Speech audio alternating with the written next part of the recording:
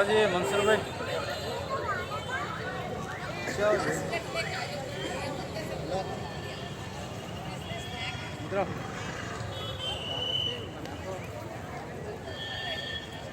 ಇದು ನೋಡಿ ಸ್ನೇಹಿತರೆ, ಮಾಂಗಲ್ಯ ಶಾಪಿಂಗ್ ಮಾಲ್ ಕಲಬುರಗಿ ನಗರದಲ್ಲಿ ಓಪನಿಂಗ್ ಆಗಿದೆ. ಇದೇ 6ನೇ ತಾರೀಕು.